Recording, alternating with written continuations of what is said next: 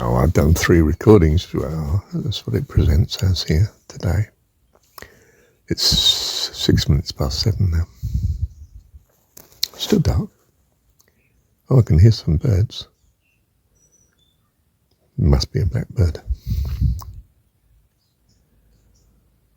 Well, where are we? Oh, well, the 4th one is going to be contribution of man. Don't despise that. We're children of God. By His grace and goodness, we bring goodness. We bring it to our dad. Fellowship, family, communion. Haven't you noticed lovely people live with their kids? How much more our God? He lives because of us.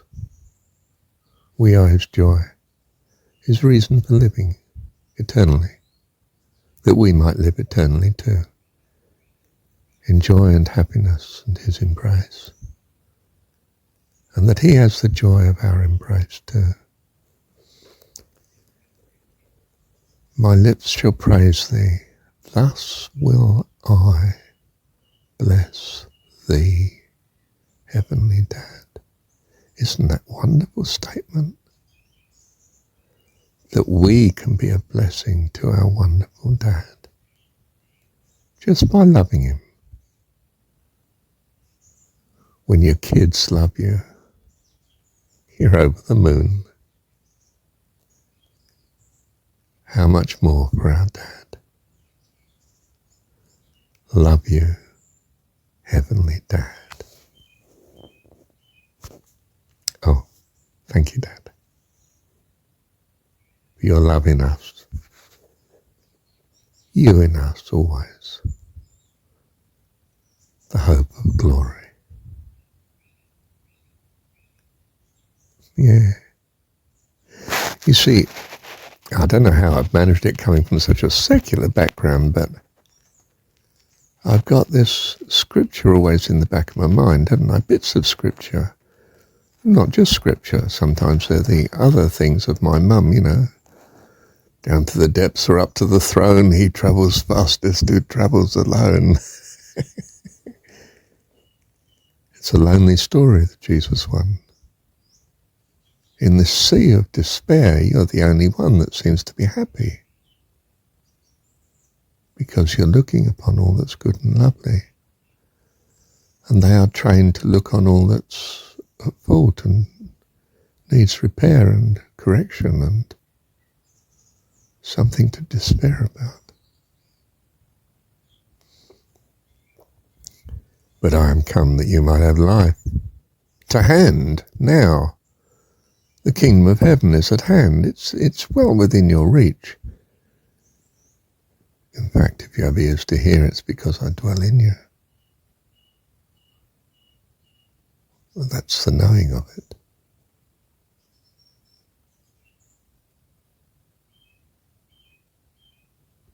And so they followed him out into the wilderness for 3 days, no food. Not interested in food, I just need to hear what he has to say in the story. He's the guru, isn't he? It's astonishing. Wow. It's an Eastern story. It's very Eastern. I bet you find it comes from ancient Persia. And more ancient than that. North Africa. And more ancient than that, I know not. Don't need to know either. God has it, that we have ears to hear. Thank you, Heavenly Dad. And the Christian story is that. In story form, of course. Very important stories. That's what we bring our young people up on, our children. Stories. And if you're like Marshall, was so against fiction, Gosh, what a way of impoverishing yourself, Marshall. You should have been Steiner trained, but I wasn't. I was mum trained. Mind you, she gave me fairy stories, horrific ones. She used to frighten me to death. Gave me nightmares. Well, we all get things wrong, don't we? Yeah. The never-ending story. It's in the form of the Gospels. It's a particularly good rendering for some cultures, not so good for others, apparently. They seem to have heard the message in other ways. Arjuna and his chariot, the prince and his charioteer, Krishna. Notice that word, Christ, Krishna. You can see where Christianity comes from, can't you? I mean, it doesn't take a genius to see it, does it? I mean, the coincidence that the incarnation of God in the Hindu scripture is Krishna. And he's the one that steers the chariot, determines where he puts his prince, I might point out, chooses the point in the battle.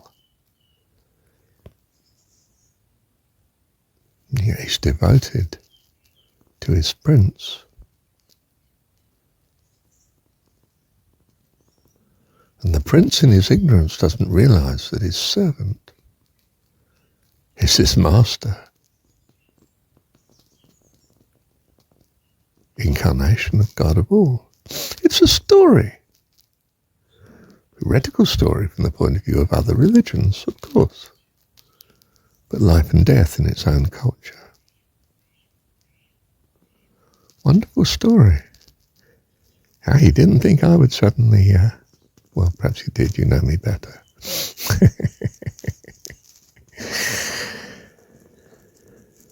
Be lifting up these other religions. But Buddhism too. Had a hatred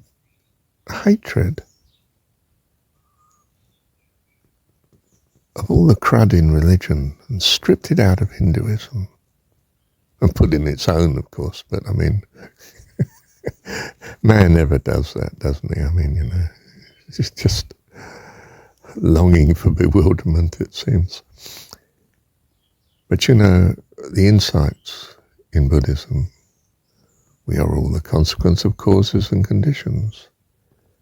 Isn't that the foundation of our hope of science? There are causes and conditions, and if we can only master them, we will understand and know how to build not just sandcastles, but something permanent and eternal. The realization that we're all everything's causal. Wow. What an act of faith. And without it, no scientist would go forward. Once he thinks this is random, he's not looking for answers, because there are none in his expectation. How can he expect to find them? He's not expecting anything except chaos, randomness.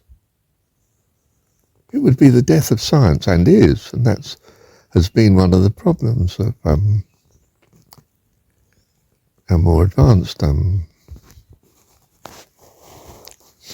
quantum theory and so on. It comes up with, well, we don't understand this. Oh, it seems to be random. Must be random. Oh, hang on, this is a breach of faith. There's something I don't understand, yes, and it appears random, yes, of course. But in faith there is something, a pattern, and a structure. And if I can understand what that structure is, our technology can advance even further. So much so that it's advanced beyond our ability to control our technology. You know, we fear our achievements. Of course. We are becoming God without his spiritual nature refined in us yet. We need to spend less time on our technology and more on our spirituality. we are in desperate spiritual poverty compared to our technological advance. And of course, as we've been very aware for the last half century at least, we could blow ourselves to pieces if we don't improve our values, whether they be political or sociological or philosophical or religious. We must develop ourselves spiritually if this little planet is to continue with its human culture, at least. Yeah. How'd I get onto that? No idea. Thank you, Heavenly Dad.